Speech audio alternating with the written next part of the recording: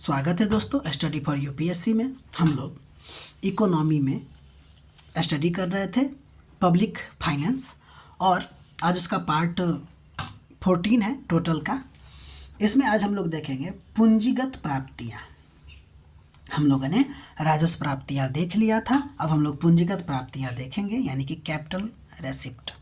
देखिए, वे सरकारी प्राप्तियाँ होती है जिनसे सरकार की देनदारी यानी कि लायबिलिटी यानी कि कर्ज बढ़ता है या सरकार की संपत्ति जो होती है या सार्वजनिक संपत्ति जो होती है वो कम होती है।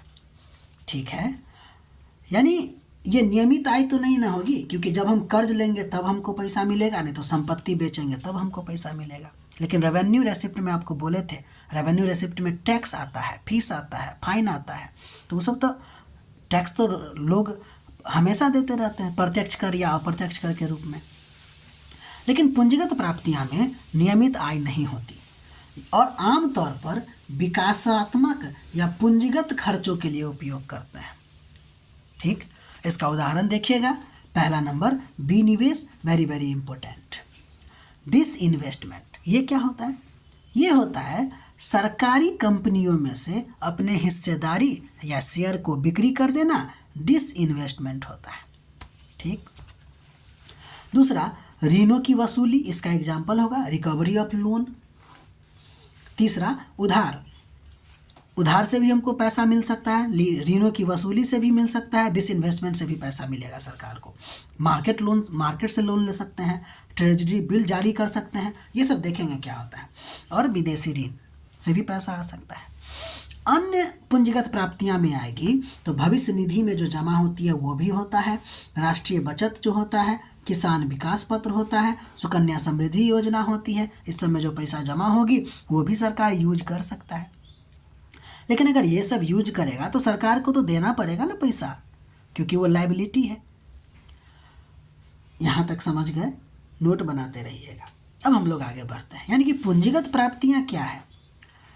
तो जिससे सरकार की देनदारी बढ़े यानी कि कर्ज बढ़े और संपत्ति कम हो, तो ये सब इसका उदाहरण है। नोट देखिएगा, ये पूंजीगत प्राप्तियां जो है ना दो प्रकार में बढ़ जाता है। एक जिसको NDCR बोलते हैं, नॉन डेब्ट कैपिटल रेसिप्ट। ध्यान दीजिएगा कि वे पूंजीगत प्राप्तियां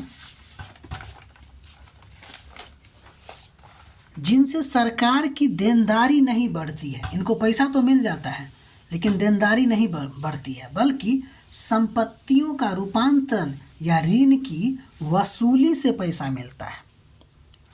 ठीक है, सरकार पे ऋण नहीं आती है। NDCR में क्या होगा कि सरकार को ऋण नहीं लेना पड़ता है, बल्कि वो क्या करते हैं, डिसइन्वेस्टमेंट कर देते हैं, यानी कि अपना जो संपत्ति है उसी में से अपना शेयर बेच के पैसा लेती है, या नहीं तो रिकवरी ऑफ लोन करता है। ठीक है, तो ये हो गया आपको NDCR। उम्मीद है आप लोग समझ गए होंगे। अगर NDCR पूछेगा तो दो चीज़ याद रखेंगे, डिसइन्वेस्टमेंट और रिकवरी ऑफ लोन। और DCR क्या होगा?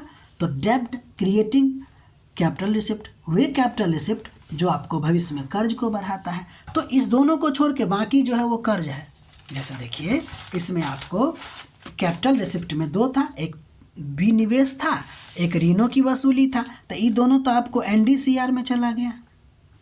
बाकी ये सब जो हो गया क्या हो गया, DCR में चला जाएगा। उम्मीद है समझ गए होंगे। तो हम लोगों ने पढ़ा क्या, सरकारी प्राप्तियां। अब हम लोग सरकार को पैसा मिला तो अब सरकार खर्च करेंगे, तो हम लोग सरकारी खर्च देखेंगे। गवर्नमेंट एक्सपेंडिचर, ये भी आपको दो प्रकार में बंटता है, एक राजस्व खर्च जिसको रेवेन्यू एक्सपेंडिचर कहते हैं और एक पूंजीगत खर्च जिसको कैपिटल एक्सपेंडिचर कहते हैं। दोनों को हम एक ही साथ परिभाषा में जोड़ दिए हैं। ध्यान दीजिएगा, अगर कहा जाए कि रेवेन्यू एक्सपेंडिचर क्या है, तो वे खर्च जिनसे न तो सार्वजनिक संपत्तियों का निर्माण होता है और न ही सार्वजनिक देयता कम होती है।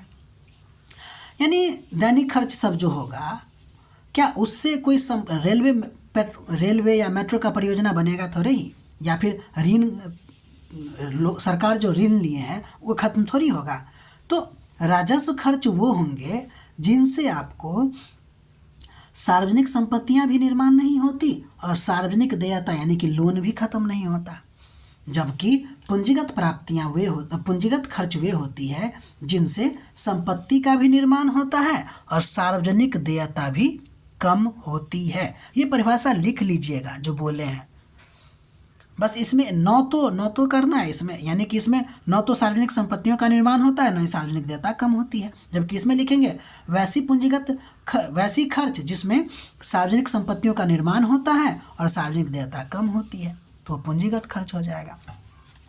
उदाहरण देखिए, उदाहरण लिखिएगा कि ब्याज भुगतान, जब आप ब्याज भुगतान करते हैं तो क्या आपको इससे पैसा रिटर्न मिलता है? क्या आप दे रहे हैं, आपका खर्च ना हो रहा है?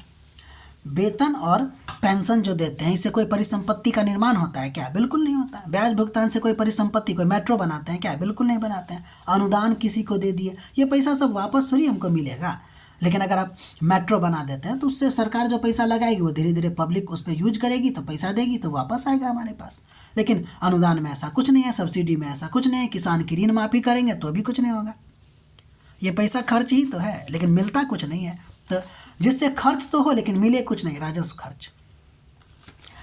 पूंजीगत खर्च में सार्वजनिक परिसंपत्तियों का निर्माण, जैसे एयरपोर्ट का निर्माण, मेट्रो का निर्माण, रेलवे परियोजना के द्वारा रेलवे जंक्शन, पटरी बिछाना, ये सब से क्या होगा? ये सब यूज होगा पब्लिक के द्वारा, तो फिर पैसा वापस मिलेगा।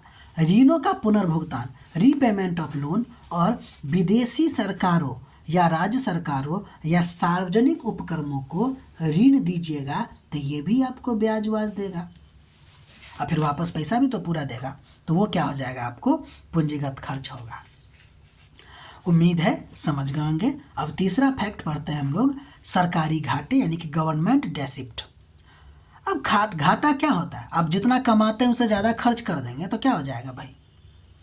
घाटा हो जाएगा। तो सरकार भी तो घाटा कर सकती है ना। तो देखते हैं, पहला नंबर रेवेन्यू डेसिप्ट के बारे में पढ़ते हैं। रेवेन्यू डेफिसिट के बारे में पढ़ते हैं, यानी कि राजस्व घाटा। देखिए क्या होता है, ये कब होता है? तो यह तब होता है जब सरकार का राजस्व प्राप्तियां से अधिक हो जाती है। अगर पूछा जाएगा रेवेन्यू डेफिसिट कब होता है, तो जब सरकार का राजस्व प्राप्तियां से अधिक हो जाए तो उसको हम लोग क्या बोलते हैं? रेवेन्यू डेफिसिट बोलते हैं।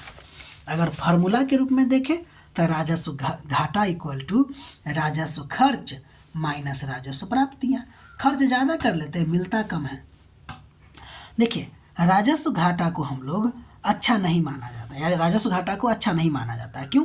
क्योंकि देखिए, इसे सरकार है ना कुछ और काम के लिए नहीं, खर्चा चलाने के लिए उधार लेती है, तो ये तो गलत है ना।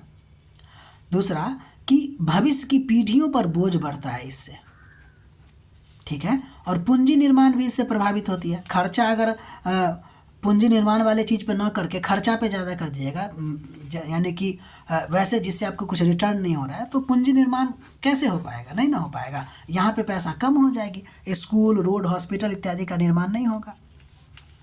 अर्थात अगर हम राजस्व घाटा की बात करें तो यह डिससेविंग ऑफ गवर्नमेंट है। ठीक, इतना आप लोग नोट बनाइएगा। अच्छा लगे तो लाइक कीजिएगा, सब्सक्राइब कीजिएगा, ठीक है। ध्यान दीजिएगा, एक बात और कहना चाहते हैं कि ये जो हम आपको बता रहे हैं ना, उसमें आपको लग रहा होगा कि कुछ चीज़ हमको समझ में नहीं आती है या नहीं समझ में आ रही है। ये बात सही है, नहीं आ सकती है समझ में। लेकिन एक चीज़ का फ़ायदा ज़रूर होगा कि अगर आप इसको लिखिएगा, 1 से 2 बार पढ़िएगा तो आपको समझ में ज़रूर आएगी। नहीं तो आजकल हमारे पास तो बहुत ज़्यादा टेक्नोलॉजी है, यूट्यूब पे सर्च कर सकते हैं इससे एक्स्ट्रा जानने के लिए, मतलब कि चैट जीपीटी का उपयोग कर सकते हैं।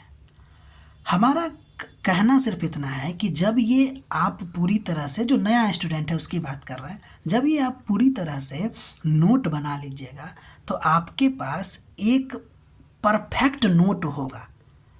और जब आप लोग किसी का क्लास लेने का सोचिएगा और जब आप उसको पढ़िएगा तो आपको लगेगा ये सब तो हम जानते ही हैं। तो आप किसी अन्य स्टूडेंट से आगे रहिएगा और आप क्या कीजिएगा, इसको बस रिवीजन कीजिएगा और आंसर राइटिंग पे ज़्यादा फोकस कीजिएगा। ठीक है, तो इस सबको ध्यान में रखिएगा। और एक और बात, हम सिलेबस पूरा ख़त्म करेंगे। ठीक है, इतना कह के आज यहीं पे वीडियो समाप्त करते हैं। मिलते हैं हम लोग अगले वीडियो में। तब तक अपना ख्याल रखिएगा, पढ़ाई करते रहिएगा।